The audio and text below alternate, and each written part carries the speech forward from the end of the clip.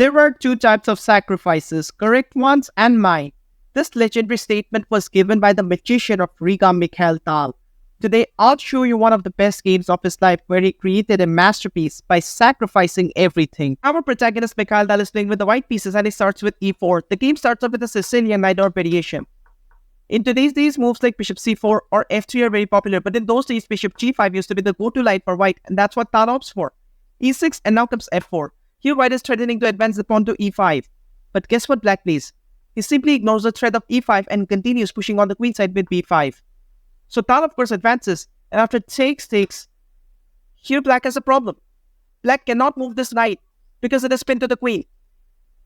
So black plays a very nice move. He plays queen c7.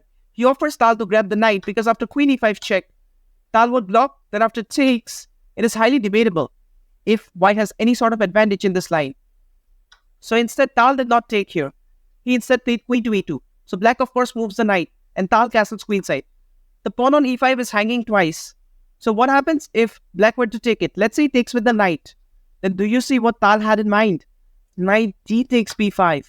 Takes, and the actual thing was not to sacrifice the knight. It was to sacrifice the queen because the queen on c7 is guarding that very important square on d8.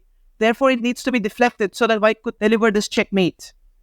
And here, if something like queen takes e5 would have been considered, then after takes, again after knight d takes b5, everything is shattered. The lines are open. Let's say you block, but again, this is checkmate. And if something like f6 after knight c7, black is going to lose the exchange. So seeing all this, in this position after castles, his opponent went for bishop to b7. And here's where the real madness of the game begins. In this position, despite having a lot of options, Tal goes for knight takes e6. And this is just the beginning. He sacrificed the knight, takes, and now comes queen to g4, hitting the pawn on e6. And according to the computer, the best defense that black has is queen takes e5. Of course, it looks extremely scary because the rooks can come in.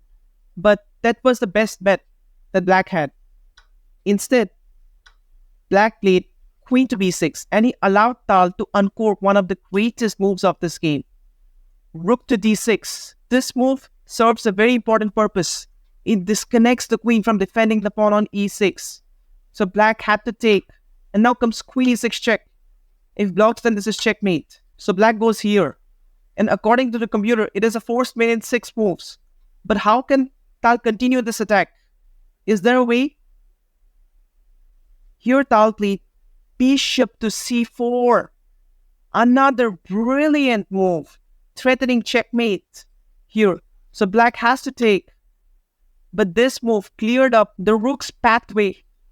So now comes rook f1 check. Black has to block. And Tal finishes off the game in brilliant style by sacrificing the rook, his 4th sacrifice in a row, and it delivers mate. Just wow. If we take a look back into the game, then this game started off with just the simple Sicilian knight or variation. Nothing extraordinary. And here from nowhere came this knight takes e6. He first sacked the knight, then the rook, then the bishop, and then the rook again. How many times have you seen a game like this where an opponent makes so many consecutive sacrifices?